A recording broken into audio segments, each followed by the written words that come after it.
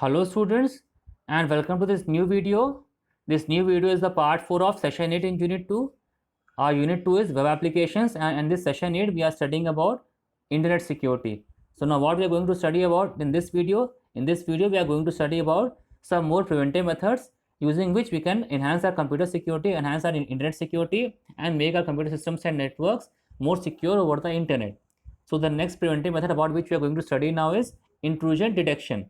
Okay, so what is the meaning of intrusion? First, intrusion, the meaning of intrusion is entry without permission. Okay, so this intrusion detection system is a type of system which is detecting any intrusion into your system. Okay, what it will do, this is a product monitor system and network activity which spots any attempt being made to gain access, which this detection system spots any attempt, this detection system spots any intrusion into your system if any person is trying to gain access into your system in an unauthorized manner, if any person is trying to gain access into your computer system and steal your information in an unauthorized manner without your permission, if anybody is trying to access your information on a system on a network, then what will the system do?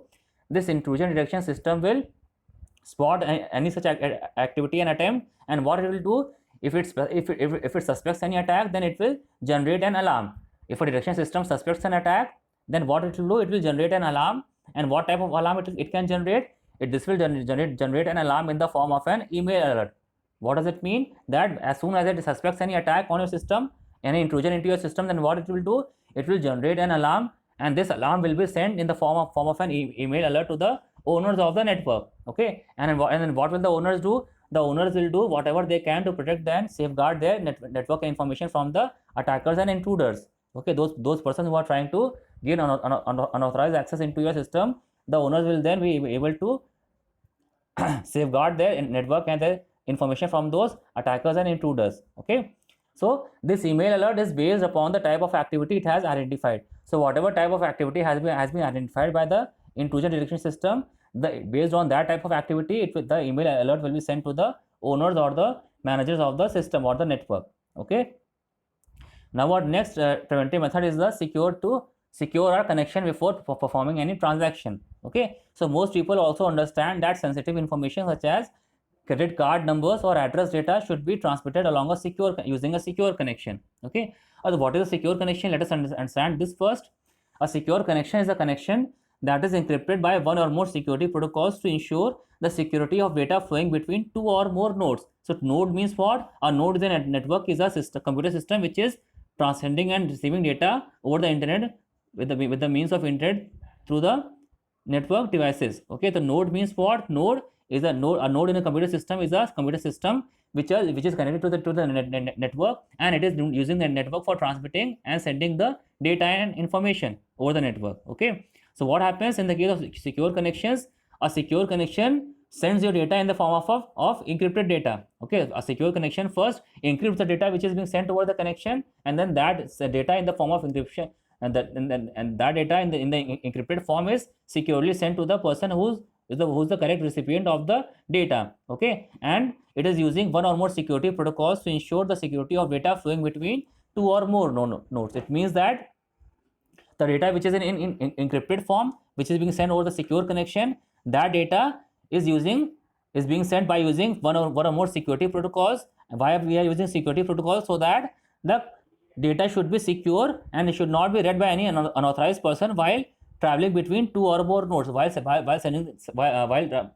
during transmission between two or more nodes, any unauthorized person should not be able to read or understand the data. Okay, that is why we first encrypt the data before sending. Encryption means what? We are encoding the data into some cipher form. Okay, we are encoding the data, we are encrypting the data into a coded form, and this encoded form of data is now sent over a secure connection, so that and by using one or more security protocols, this data will be securely sent over the network and it will be received by the correct recipient of the data. Okay, so secure connections are a combination of two protocols. So these secure connections are a combination of two protocols which are being used for maintaining connections are HTTP and SSL/TLS. So this HTTP, all of us must have seen HTTP written before the URLs. Haven't you seen or not? See, all of us must have seen HTTP which is written before any website address. Okay, so whenever we are typing in the address on a website, we always type HTTP or HTTPS before the website address. So what is the meaning of HTTP and HTTPS? See, HTTP stands for Hypertext Transfer Protocol, and this protocol is required and it is responsible for the transfer of hypertext media over the internet. Okay, and SSL stands for Secure Socket Layer. So when HTTP and SSL or Secure Socket Layer Transport Protocol is when HTTP and Secure Socket Layer Protocol is combined together, then what is formed? This HTTPS protocol is formed. Okay, so what happens? This HTTP and SSL TLS protocol are combined together, and then this HTTPS protocol is formed. Okay, so what is happening in the case of HTTPS? So these secure connections are a combination of two protocols, HTTP and SSL/TLS. To access secure websites such as internet banking sites, we have to use HTTPS. So this HTTPS is a combination of secure sockets layer and HTTP, and what it does, it makes this ensures, this signifies, or this you can say that this denotes that the connection which we are using is secure. Okay, so before we are making any financial transaction on any internet banking website or any e-commerce website, and we should first ensure, that the website address is having the term HTTPS before the website address. Okay, so we should always see that before the website address, what should be mentioned? This HTTPS should be mentioned. This HTTPS stands for Hypertext Transfer Protocol Secured.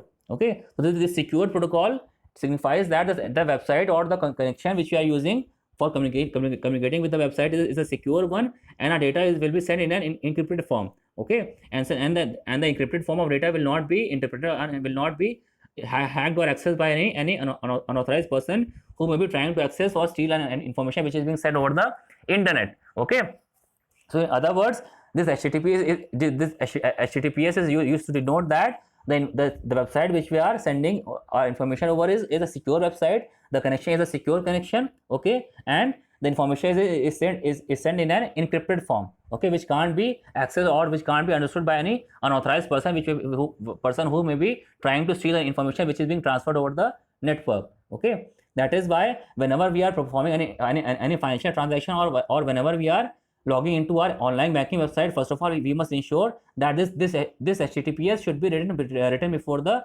website URL in the address bar. If this HTTPS is not written, or if only HTTP is written, then we must never proceed to log into the website, or we must never proceed to carry out any financial transaction. But because in that case, what can happen? Our connection is not secure, and the data, the personal data which we are sending over the internet for performing the transaction, like credit card number, debit card number, or any password which you are sending or transmitting over the internet, that information is not in a secured format. That information will not be sent in an encrypted format, and so it could be easily hacked and could be easily accessed by any unauthorized person who will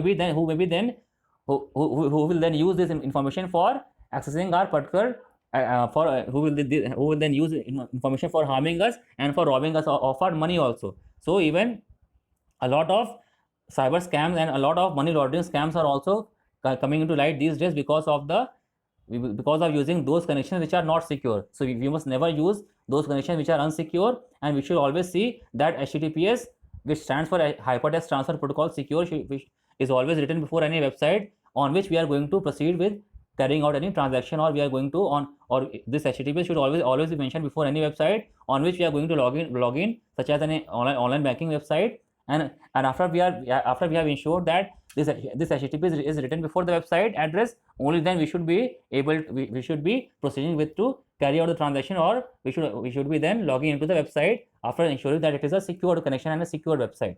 Okay, so I hope these two preventive methods are clear to all of you. We will end this video here only. In the next video, we will start with the new other methods, which are to avoid accidentally sharing your personal details and use better browsing. Okay, till then, thank you and goodbye. I hope you have understood and liked this video.